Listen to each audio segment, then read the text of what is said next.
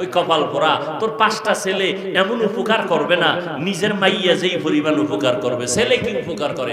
বাবারটা চুরি টুরি কইরা সর্বনাশ, বাবারে জেলে পর্যন্ত ঢুকাই দিছে। কোনো মেয়ে ঢুকায় নাই, কে ঢুকাইছে? ছেলে। ছেলের কারণে বাবারা ধরা, ছেলের কারণে মায়ের সম্মান কমে, ছেলের অপরাধের কারণে মা বাবা লজ্জায় সমাজে মাথা উঁচু করতে পারে না।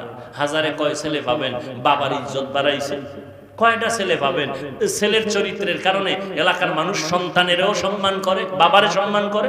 কয়জন আছে?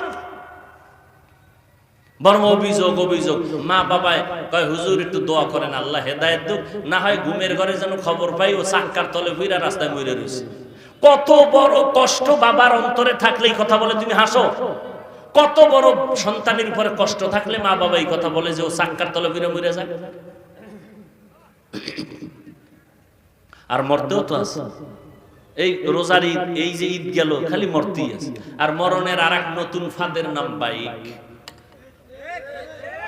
ওটার উপরে উঠলেই খালি আগুন, পুরা বডি আগুন হয়ে যায়।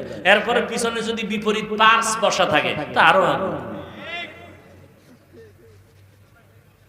আল্লাহ হেদায়েত দান করুন। ও পর্দার আড়ালের আম্মা জানেরা আছে না?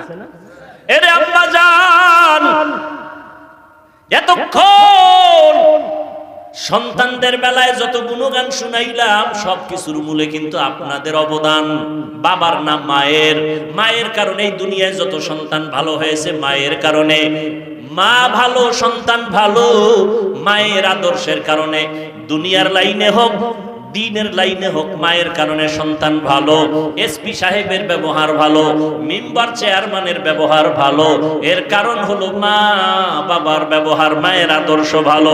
এরে আম্মা জান, আপনাদের এত সম্মান নবী বাড়ায় দিলেন, আল্লাহ বাড়ায় দিলেন, ইসলাম বাড়ায় দিলেন। কারণ আপনারা যদিও নবী না, সব নবীদের মা আল্লাহ বানাইছেন, সব আলেম ওলামা পীর আউলিয়ার মা আল্লাহ আপনাদের বানাইছেন।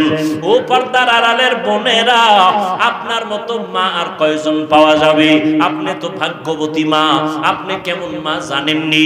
ইসমাইল নবীর মা হাজেরা আলাইহিস সালামের মতো দামি আপনি একটা নারী। আপনি জানেন কেমন নারী আপনি? ঈসা নবীর মা মারিয়াম আলাইহিস সালামের মতো দামি নারী। আপনি আয়েশা রাদিয়াল্লাহু আনহার মতো দামি নারী, খাদিজা রাদিয়াল্লাহু তাআলা আনহার মতো দামি নারী। এরে আম্মা জান, আপনার মতো দামি নারী আর কেউ নাই। আপনি ভালো সন্তানের মা। আপনার কারণে সন্তান দুনিয়াতে ভালো হবে, কোরআনওয়ালা হবে, ডাক্তার হবে, ইঞ্জিনিয়ার হবে। কোরআনটা পড়াইয়া 5 ওয়াক্ত নামাজি বানায়া দেন।